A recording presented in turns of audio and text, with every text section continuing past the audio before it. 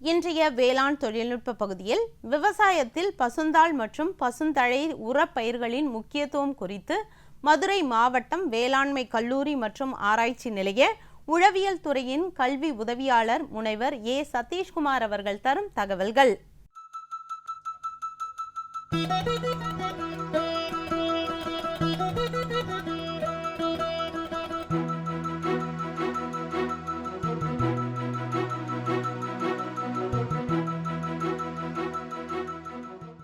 பசுந்தாள் உரம் என்பது பசுமையான சிதைக்கப்படாத அல்லது மட்காத பொருட்களை உரமாக உபயோகப்படுத்துவதாகும். பெரும்பாலான விவசாயிகள் பார்த்தீங்க அப்படின்னா குறிப்பாக கோடை காலங்களில் அவங்களோட விளைநிலங்களை தரிசாக தான் விடுறாங்க. இந்த மாதிரி தரிசாக விடும்போது காலப்போக்கில் விளைநிலத்தின் வளம் குன்றுவதோடு மலட்டுத்தன்மை அடையும். அதுக்கு முக்கிய காரணம் என்னென்னு பார்த்தீங்கன்னா, கோடை காலங்களில் எந்த பயிரும் இடாமல் விவசாய தரிசாக விடும்போது திடீரென அதிகப்படியான மழை பெய்தாலோ அல்லது தொடர்ச்சியான காற்று அடித்தாலோ மேல் பரப்பில் இருக்கக்கூடிய மண்கள் ஒரு இடத்துலேருந்து இன்னொரு இடத்துக்கு அடித்து செல்வதற்கு வாய்ப்புகள் அதிகம். விளைநிலங்களை பொறுத்தவரை குறிப்பாக நம்ம இந்த மேலே இருக்கக்கூடிய மண்ணை நம்ம ஒவ்வொரு விவசாயியும் கண்டிப்பாக பாதுகாத்தே ஆக வேண்டும். அது காரணம் என்னென்னு பார்த்தீங்கன்னா, முதல் மேல் மண்ணில் அதிலும் குறிப்பாக முதல் 15 சென்டிமீட்டர் ஆழம் வரை உள்ள மண்ணில் தான் பயிர்களுக்கு தேவையான அனைத்து சத்துக்களும் இருக்குது. அதை இந்த மாதிரி காற்று மூலமாகவோ அல்லது நீர் மூலமாகவோ ஒரு இடத்துலேருந்து இன்னொரு இடத்துக்கு அடித்தளப்பட்டு போயிடுச்சுன்னா காலப்போக்கில் நிலம் மலட்டுத்தன்மை ஆயிரும். அதனால ஒவ்வொரு விவசாயியும் அந்த மேல் மண்ணை குறிப்பாக அந்த 15 சென்டிமீட்டர் ஆழம் உள்ள மண்ணை பாதுகாப்பது என்பது மிக மிக அவசியமாகும். அதே போல் இப்போ உள்ள நவீன விவசாயத்தில் நம்ம என்ன பண்ணுறோம் அப்படின்னு பார்த்தீங்கன்னா, நம்ம பயிருக்கு மட்டும்தான் உணவு அளிக்கிறோமே தவிர மண்ணுக்கு உணவு அளிக்கிறதே கிடையாது. ஆனால் நம்ம முன்னோர்கள் அப்படி கிடையாது. அந்த காலத்தில் அவங்க மண்ணுக்கு உரமளிப்பாங்க. இயற்கை உரம் மூலமாக மண்ணுக்கு உணவளிப்பாங்க.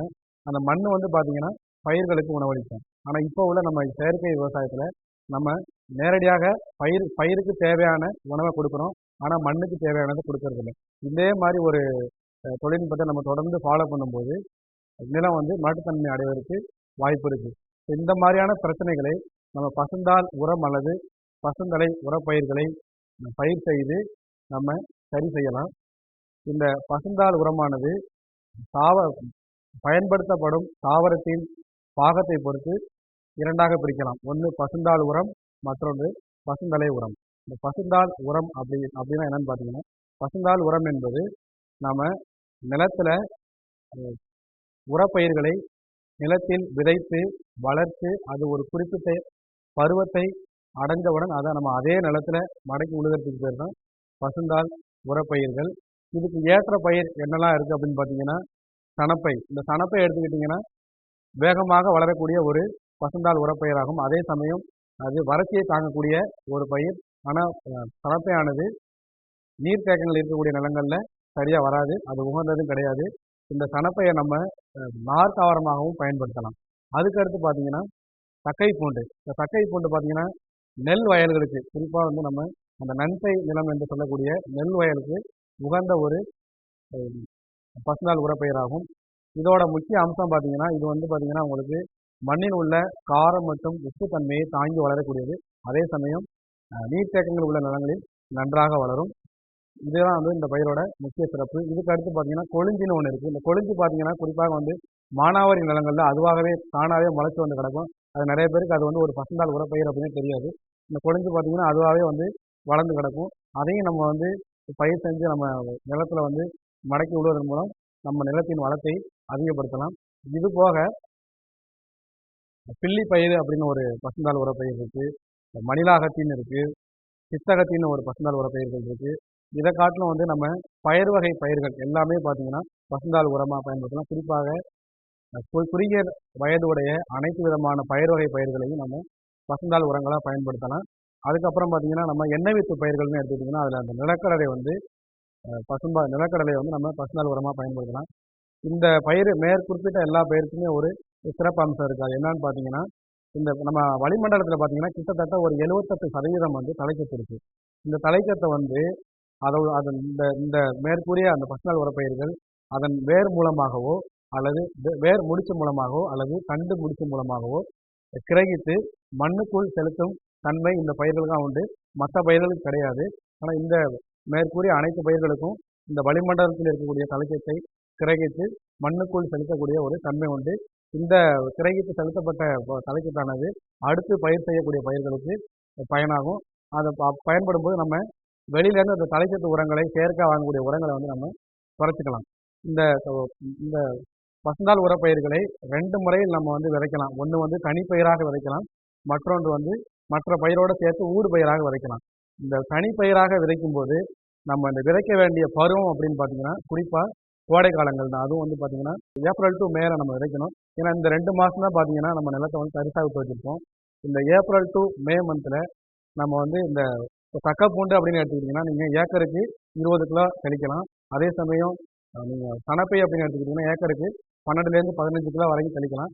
தெளிக்கும் போது அதோட ரைசோபியம் அப்படிங்கிற ஒரு உயிர் உரத்தை 400 கிராம் என்ற அளவில் கலந்து தெளித்தோம் அப்படின்னா அதனுடைய அந்த தண்டுலேயோ அல்லது வேர்லையோ அந்த முடிச்சுகள் வந்து அதிகமாகும். முடிச்சுகள் அதிகமானால் அது இந்த வளிமண்டலத்தில் இருக்கக்கூடிய தலைச்சத்தை கிரகித்து நிலைநிறுத்தக்கூடிய அந்த தன்மையும் அதிகமாகும். இதுலேயும் குறிப்பாக பார்த்தீங்க அப்படின்னா இந்த பசுந்தாள் உரப்பயிர்களுக்கு நம்ம தனியாக எதுவும் மேலாண்மை செய்ய தேவையில்லை. மற்ற பயிர்கள் போல் நம்ம தண்ணி பாய்ச்ச வேண்டிய அவசியம் இல்லை. களைக்கொல்லி நம்ம அடிக்க தேவையில்லை. களைகள் இருந்தால் கூட நம்ம அதையும் சேர்த்து மடக்கி உழுதுடலாம். பூச்சி நோய் மருந்து அடிக்க தேவையில்லை. நம்ம தண்ணி நம்ம வயலில் நம்மக்கிட்ட போதுமான அளவுக்கு தண்ணீர் இருந்தால் வேணால் நம்ம தண்ணி பாய்ச்சலாம். அதை தவிர நம்ம எந்த ஒரு மேலாண்மையும் பண்ண தேவையில்லை. அப்படி மழை வந்தால் கூட அந்த மழையிலே வந்து அந்த பயிர்கள் வந்து நல்லாவே வந்துடும். இது நம்ம விதைத்த பிறகு அதுக்கப்புறம் பார்த்தீங்கன்னா இது எப்போ மடக்கி விழுவணும் அப்படிங்கிறத இதை வந்து நம்ம சரியான நேரத்தில் பண்ணணும்.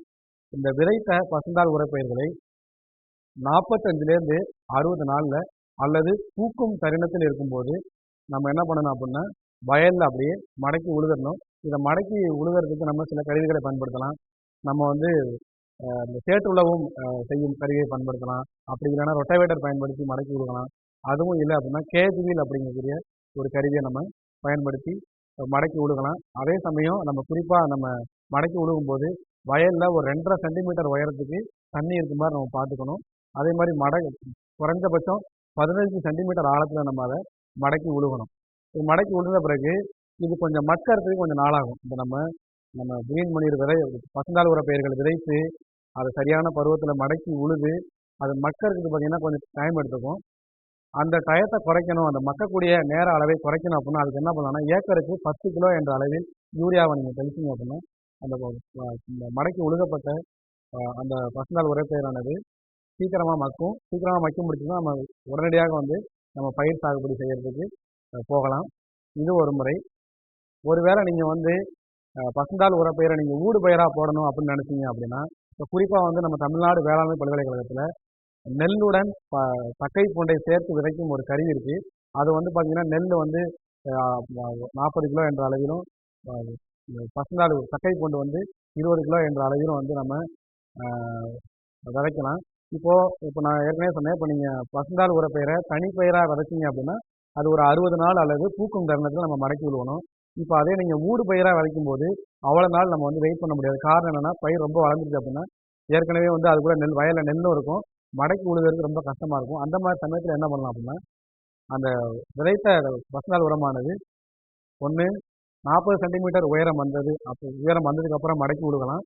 அதுவும் இல்லை அப்படின்னா விதைத்த ஒரு 30ஆம் நாள் இந்த கோண களைக்கருவியை கொண்டு நம்ம அப்படியே மடக்கி மண்ணில் புதைச்சிடலாம். அதுவும் இல்லை அப்படின்னா நம்ம கையாலே பிடிங்கி போட்டு காலோட மிதித்து விட்டால் கூட அதுலேருந்து கிடைக்கக்கூடிய தலைச்சத்தானது நெல் பயிர் கிடைக்கும்.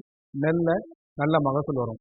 அதுக்கப்புறம் பார்த்தீங்கன்னா பசுந்தலை உரப்பயிர் அப்படிங்கும்போது நம்ம பல்வேறு இடங்கள்லேருந்து குறிப்பாக வந்து நம்ம மரத்தின் இலைகள், சிறு கிளைகள், புதற்செடிகள், சிறு செடிகள், களைகள் இவற்றையெல்லாம் எடுத்துக்கொண்டு வந்து நம்ம வயலில் பறச்சு விட்டுட்டு அதுக்கப்புறம் அதை மடக்கி விழுகணும். இதை நம்ம எப்படி பண்ணணும் அப்படின்னா நம்ம எடுத்துகிட்டு வந்த எல்லா பசுந்தலை உரங்கள் எல்லாத்தையும் வயல் முழுவதும் நம்ம பரப்பிடணும். பரப்பின பிறகு நம்ம நீர் பாய்ச்சணும். ஒரு 2.5 சென்டிமீட்டர் உயரத்துக்கு நீர் பாய்ச்சிட்டு ஒரு 2 நாள் 3 நாள் விட்டிங்கன்னா அது லேசாக அழுக ஆரம்பிக்கும். அழுக ஆரம்பிச்சதுக்கப்புறம் நம்ம ஏதாவது ஒரு கருவியை கொண்டு அப்படியே மடக்கி விடலாம். இதுக்கு நீங்கள் உகந்த பயிர் அப்படின்னு பார்த்தீங்கன்னா வேம்பு இலையை நம்ம வந்து எடுத்துகிட்டு வந்து அது மடக்கி விடுகலாம். பூவரசு இலையை விடலாம், வாகை இலையை யூஸ் பண்ணலாம். அதே மாதிரி மயில் கொன்றை அப்படிங்கிற அந்த மரத்தோட இலையை யூஸ் பண்ணலாம். சுபாபுல் அப்படிங்கிற ஒரு மரத்தோட இலையை யூஸ் பண்ணலாம். பெருங்கொன்றை அப்படின்னு ஒரு மரம் இருக்குது, சரக்கொன்றை இருக்குது. களைகள் எடுத்திங்கன்னா எருக்கு, வெங்காய தாமரை, பிற களைச்செடிகள் எல்லாத்தையும் நம்ம பறிச்சுட்டு வந்து நம்ம வயலில் பறக்க விட்டு நீர் பாய்ச்சி அதை வந்து லேசாக அழுகினதுக்கப்புறம் அப்படியே மடக்கி விழுகணும் அப்படின்னா நமக்கு வந்து நன்மை கிடைக்கும். இதோட நன்மைகள் அப்படின்னு பார்த்தீங்கன்னா, இந்த பசுந்தாள் உரம் அல்லது பசுந்தலை உரங்களை நம்ம வயலில் இடுறதுனால நம்ம மண் அமைப்பை மேம்படுத்தலாம். அதுக்கு மேலே மண் அரிமானத்தை தடுக்கலாம்.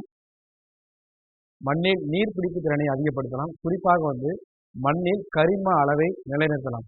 இது போக பார்த்தீங்கன்னா, நமக்கு அந்த மண் இயல்பு நிலையை நிலைநிறுத்தும். மண் இயல்பு நிலை மண் இயல்பு நிலை ரொம்ப ரொம்ப முக்கியமானது. மண் இயல்பு நிலையை வந்து நிலைநிறுத்தியாச்சுன்னா வந்து பயிர் முளைப்பது ரொம்ப ஈஸி, நம்ம நிலத்தை உழுவது ரொம்ப ஈஸி, பயிர் நன்றாக வளரும், நீர்பிடிப்பு திறனும் அதிகரிக்கும். அதுபோக மண்ணில் வந்து காரம் மற்றும் உப்பு தன்மையை நிலைநிறுத்தும் இந்த பசுந்தாள் உரப்பயிர்கள்.